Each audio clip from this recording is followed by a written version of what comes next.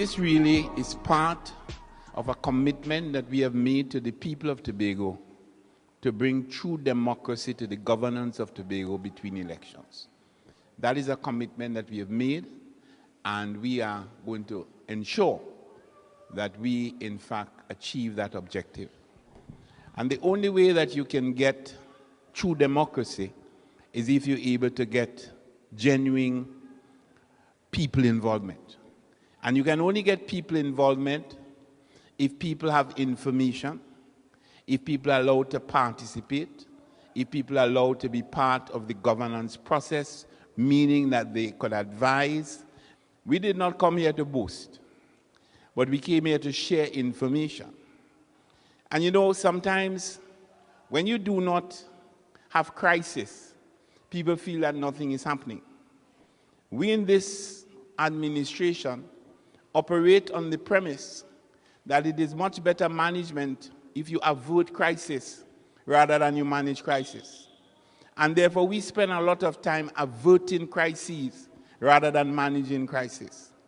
And it is in that context that although you might not have heard all the noise and so on that you might be getting from other places, quite a lot has been happening in Tobago over the past 3 months or past 100 days. In fact, we embarked on an exercise and we asked the Division of Information to check with the people in the various divisions and let them tell you what they have achieved over the last 100 days. And what would have started off as a simple, maybe 1-pager or 2-pager, ended up as a 4-page pull-out in fine print because of the number of projects that had been completed, the number of programs which had been introduced, and of course, the level of delivery to the people of Tobago. This information is in the dailies. It was in one of the dailies today, it was in another yesterday, and it was in another the day before. Monday, Tuesday, Wednesday, sorry. And today it is in the Tobago News. And we're going to leave a couple of copies at the desk. I'm not certain they're enough for all. But I just want you to take a little time and peruse it. And you will understand that quite a lot has happened. Tonight, the purpose why we are here, as was said, is face-to-face talk. And I'm not here to talk very much because I am here twofold, as the Secretary of Infrastructure and as the area representative. So when the village council speaks or the NGO from the village delivers a speech, they're talking for me too. When they talk to the assembly, they're talking to me too, so I twofold. But having said that, the purpose of this meeting really is to get the views of the people in the village and the people in the village and the village councils to tell the Tobago House of Assembly, which is headed by our Chief Secretary, what they want to do with the village, how they want to see the village move forward. You remember at when we had the last election, I went throughout the constituency reporting to the people what was done. So what was done, that's there. It's there for the people to see. They know the assembly did work in the area. That's why we're still in governance. So what we want now tonight is moving forward. Moving forward. Tell us what you want to do in your village moving forward. In terms of the seniors education system, it is basically about the movement from early childhood into primary school, into secondary school, and into tertiary level education. That has been at work in the Assembly for some time, and we are continuing with that by continuing to upgrade the various segments. In terms of early childhood, for instance, the Assembly, through an IEDB program, is going to start construction of 5 new early childhood education centers shortly, within the next few or so months. Each of those centers will have about 80 students, a modern design with a play area, library, facilities for art and music, and let's go back a bit for me, and a safe area. Because the focus of the division, of the department, is to ensure that within the next 18 months, we have universal early childhood education in Tobago, that every child of that age can have access to early childhood care and facilities. As part of that, we want to upgrade the remuneration for the educators. We want to be able to treat with that. And we are putting into place these new facilities earmarked for Roxborough, Belgarden, Corland, Adventia, and Milford Court. That's an example of the prototype that the model is going to be built in those particular sites. And we are hoping, therefore, to use that as a jumping off point to be able to treat with the other facilities in Tobago, to be able to upgrade them and work with the private caregivers and so on and so on, to be able to create a better quality of early childhood education, care and education, as well as to be able to accomplish that goal of universal early childhood education. But the focus of the department basically is, of course, on maintaining the plant, maintaining the school plant. We have 40 primary schools around Tobago that we are responsible for. Many of those buildings, some of them are quite aged, and we have to continuously try to keep the structure safe as well as to upgrade. In the case of Scarborough RC, we are hoping to start construction of a new school for Scarborough RC within this calendar year. And we are looking at the various school plans around Tobago to come up with a mechanism to treat with how we can be able to provide high-quality primary education with all the necessary facilities that are required. Because our intention is to improve our overall performance at the assessment levels at the various standards, as well as SEA. We are particularly concerned about seeing a significant improvement in the performance of boys. The division over the last couple of years has been reducing the number of students who achieve under 30% at SEA, and we want to, of course, increase the pace of that reduction. We also want to put in place testing for learning disabilities so that children who have challenges can be identified at a very early stage in the process. And, of course, in keeping with what is happening in the rest of the world, we want to see how best we can be able to include those of our children who may be classified as differently abled, so that they could become, where possible, part of the regular education system and be able, therefore, to use it as a footstep to become part of the regular, normal Tobago society. At the secondary level, of course, there's also a focus on upkeep of plants. In the case of Scarborough Secondary School, we recognize that the future of that particular structure is at risk, and we are basically trying to get a jump on that process by trying to look for a new location and a new design for that school. For the rest of the schools, we continue to upgrade. Just today, we were at Roxborough Secondary. We're trying to get our PIU and our facilities management unit into those various secondary schools to see how we can provide the best possible facilities for our students there. The division in the next 2 or so years is anticipating that there are going to be some challenges where the issue of maintaining both our primary and secondary school plans are concerned. I go back to that because we have, for example, here in Windward, Tobago, 13 primary schools.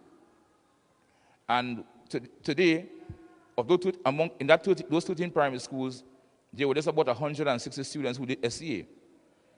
So we're talking about a number of schools having to maintain a large number of plants, many of them having very small numbers of children. We are having a similar challenge with our secondary schools. In Tobago East here, we have 3 secondary schools, Speyside, Roxborough, and Goodwood. Enrollment at Roxborough continues to decline because the catchment area, in terms of number of students, is small. And therefore, we have to look at how we go forward with those situations. In terms of tertiary level education, of course, the focus is basically on trying to increase the range, the variety, and access to tertiary level education in Tobago. In that situation, we'll be working closely with the Office of the Chief Secretary, which has overall responsibility for human capital development. There is already some discussion towards the upgrade of the THCI as a backbone for a Tobago tertiary level institution. And of course, we are working with the various national providers, universities and so on, to be able to increase the range of options available to Tobago students. In the next year or so, we are going to begin the construction of the school for the deaf and language impaired. I know deaf is not the school for those with language impairment. And we have already started working with the Happy Haven School in terms of expansion, in terms of putting on a new wing. We want to ensure that we have an increase in the number of teachers trained in that area, as well as being able to provide greater support. We are going to start discussions with the staff and pupils, staff and student principal at Roxborough Secondary, for example, in terms of being able to expand the range of offerings at the facilities at Roxborough Secondary to the wider population, because we recognize also that we have a significant need for increased technical and vocational education in Tobago. Unfortunately, I don't have very good news to report on the Scarborough Library. The building is 95% completed. We are anticipating that we can start moving our staff and so on into that structure in June. But of course, we were expecting to do that more than 2 months ago. Because once that process starts, the anticipation is that once we get in there, within another 2 months, we can be able to have the building organized in terms of being able to start providing services. The provision of the ICT part of the library services, we have had some challenges with dealing with the tendering for that. We have also challenges in dealing with the tendering for the signage and so on. Those have incurred unnecessary delays. We would have done work in the other library facilities and upgrading, refurbishing Charlottesville, for example. And we are planning to do some upgrades at Roxborough, as well as increase the amount of automation in the various library centers that we basically have. At the Scarborough Library, we have taken a decision just only this week that we'll be putting in a science center upstairs on the first floor, so that primary and secondary students in Tobago can be able to have exposure to various scientific exhibits. We're also asking for the construction of at least 2 bus sheds in Belgarden. One at Belgarden Bay Road, my junction, and one at Zan Hill Junction. What is happening is that on mornings, children going to school, now it's not bad because we are not having much problem with the rain. But when the rain starts falling, same thing again. Under people's house, they have to go. And the distance they have to go from the junction, most of the time the Max would pass and leave those children there. Because once they are not on the road edges, they would pass, saying that they did not see them and go their way. So we need to get the bus shed constructed. We have the fishing depot down at Belgarden Bay. As far as I know, it is finished and it is ready for use. I am hoping that we can have access to this facility very soon. We don't want something finished, it is close to the sea, start decaying, and we don't have the use of it. So we need the assembly to tell us again a date when we are going to get our fishing facility up and running. And the Belgarden, we were privileged to get a part of a sporting facility, which is a ground.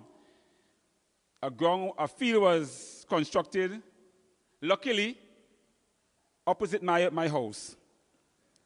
So I just say I am lucky to have a field opposite my house, and which is good. But the bad thing in that field is that you all constructed a field with a basketball court, and we need a pavilion to go with it. There's a need for 9 new bins, and refurbishing of the steel ones. There are major problems with the drainage of water from the land to the swamp in Breadfruit, especially in Breadfruit Alley. These drains were built below the level of the swamp, so the water is not running out when the swamp is high. We recommend that a main drain be dug in the swamp deep, and the feeder drains from the land be constructed to flow into them so that the water can run into it and out into the sea. About 12 years ago, there was a lot of talk about a mini hospital for the area.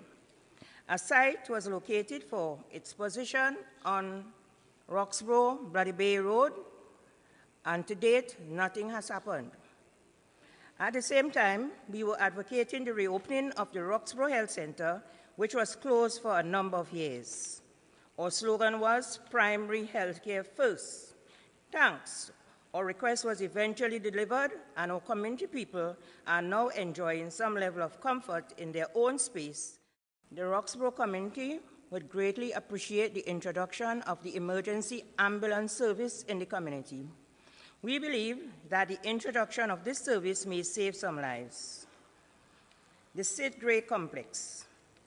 A players' pavilion is needed at the complex so that regional tournaments can take place. Can you let us know what is happening at the intended fishing depot? The opinion is the building is too enclosed for the purpose and should have been a glass structure protected by steel bars. I want to speak to the whole question of that falls under education is that the Roxborough Trade Center, for heaven's sake, Mr. Chief Secretary and Secretary for Education, pay some attention to this.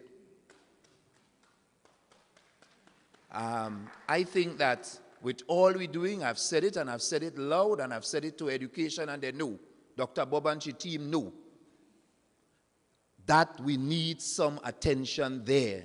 I am very much, it is next to the Police Youth Club. I spend days looking at that center and I'm saying, God help us.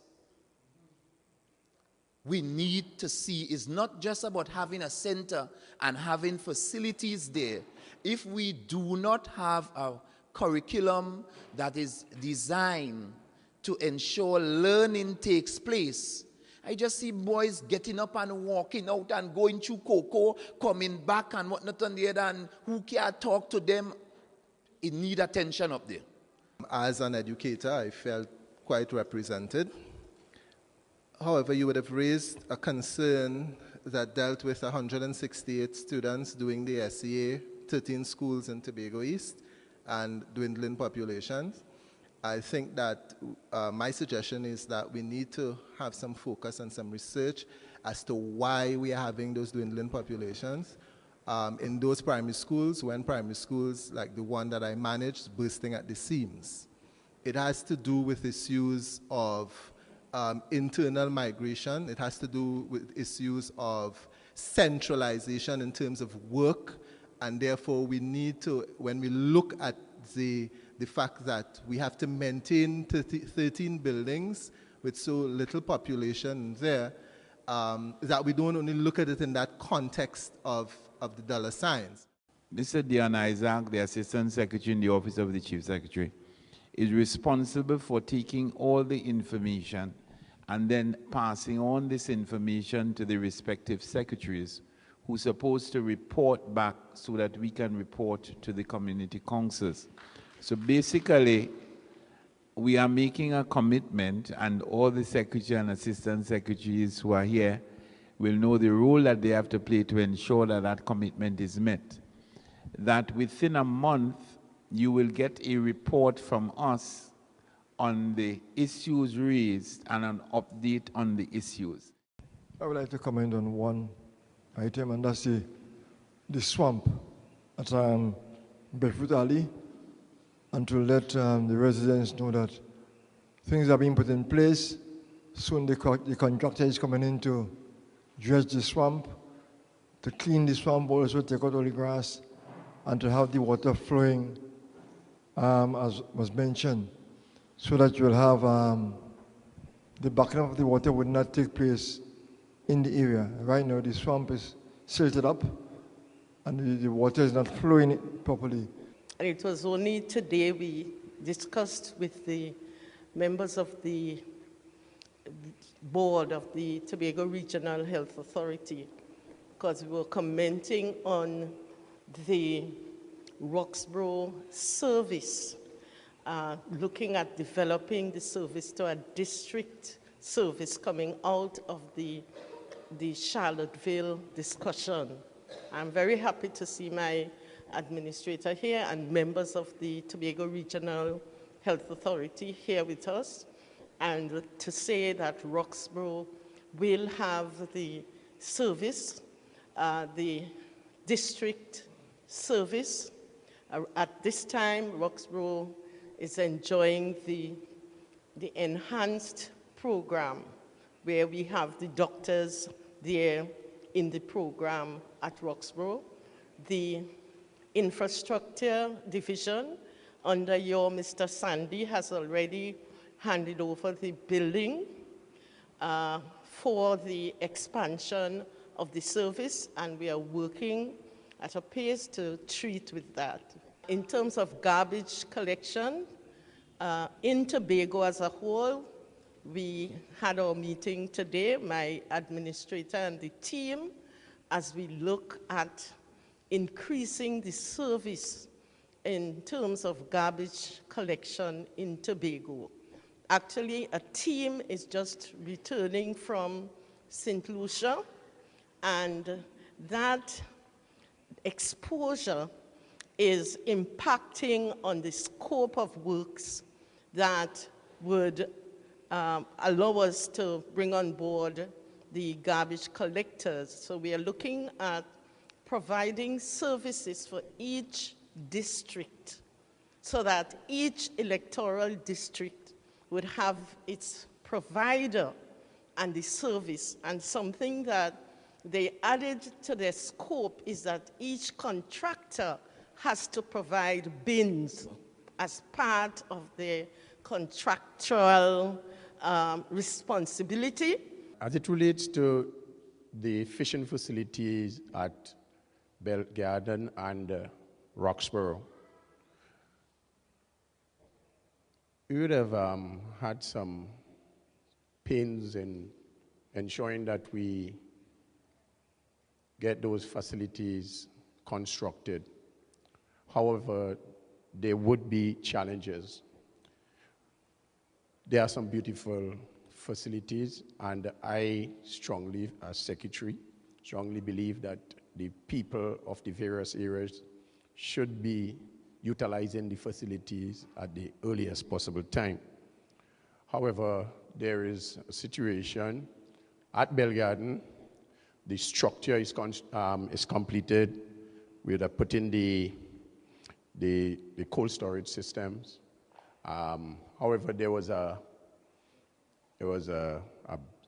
transformer problem stepped in and blew out the transformer blew and affected the motor of the cold storage system. We have since approached Metal Fab to come in and treat with the issue. They have been a bit long in coming. However, we are going to put some pressure on Metal Fab to get this situation sorted out and to give the people of Belgarden the much-deserved fishing facility.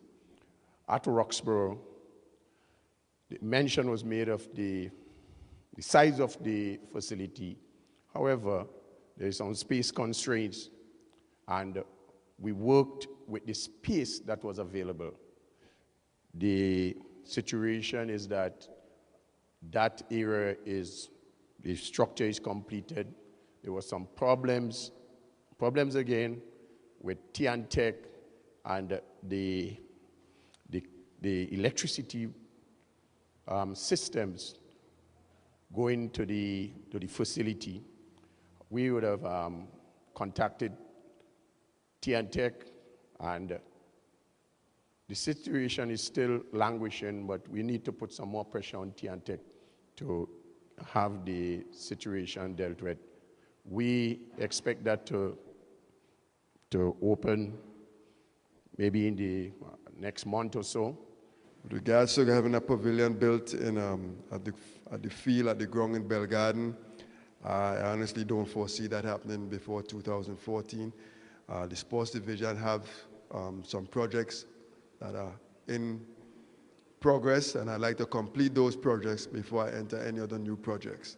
So as much as I'd like to help Well Garden, I'm not going to make any commitments to that until these projects are completed.